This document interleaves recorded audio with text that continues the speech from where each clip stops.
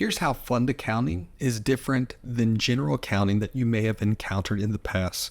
For fund accounting, you're not only tracking income and expenses for the church as a whole, you're also tracking income and expenses for the various funds within the church. And this is money that has been designated for a specific purpose. In this example, you see three funds: the general fund, building, and program. And currently, there are no funds or assets connected to any of these funds within the church. So let's say you go into your church's bank account and you see that there is $300 within that church bank account. So here we have checking account. I'm going to select edit, and I'm going to choose a starting balance. Now, of that $300, let's assume that it was divided equally between these three funds. So we have $100 for general fund, building fund, and program fund. Select save, and I'll refresh the screen. Now you see that in the checking account, you see that there is $300. But that $300 is made up of $100 dedicated to general fund, $100 for building, $100 for program fund. So let's say we want to track expenses now with this new fund accounting solution. Let's go into our entry screen and let's add a new entry. I'm on the checking register because we're going to make this payment via our checking account. I'm going to add new. I'm going to select the payment method of cash and the payee, good faith cleaning service. Let's say the amount was $25. We are subtracting money out of the checking, so we're going to put a negative symbol in there. And here, where you select the expense,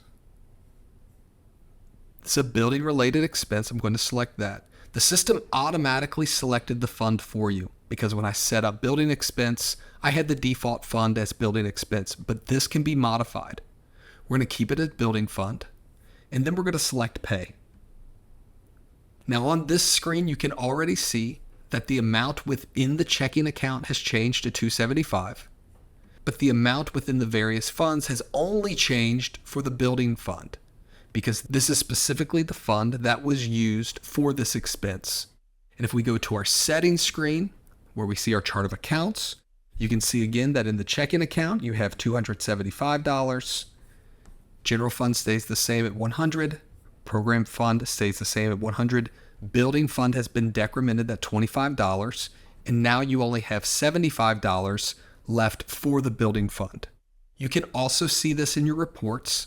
If I go to reports and I check my balance sheet, the current view right here has all the funds selected. It's going to show that you have $275 for the church as a whole to use. But if I display this by funds, select refresh, you can see here again that this matches what transpired within the accounting solution. I can also see this on an income statement. If I select X and then go to income statement, once again, this shows me an aggregate total of all of the funds, but I'm going to display the columns by each individual fund. Select refresh, and you can see there were no expenses for the general fund or the program fund, but there was an expense of $25 for the building fund. Now, if a church would like to move money from one fund to another, you can do that via a fund transfer. So for that, we would go into our entry screen. And once again, we're working within our checking. So let's say at a business meeting, we decide that we would like to take some money out of the general fund and add it to the program fund. What we would do here is we would select a fund transfer. So in here, first I'm going to put a memo note, and then I'm going to indicate that it's coming from the general fund. It shows me the balance, and that it's going to go to the program fund. And let's put the amount of $50. Select save. Now you can see within the checking account, you still have $275. However, how that money is allocated is changed. Now the program fund has $150, the building fund has $75, and the general fund now has $50. If we go to the balance sheet, this will be reflected on that as well. So select reports, go to our balance sheet. We're going to display the columns by the funds, select refresh, and here you can see how the money is allocated between the various funds within the church.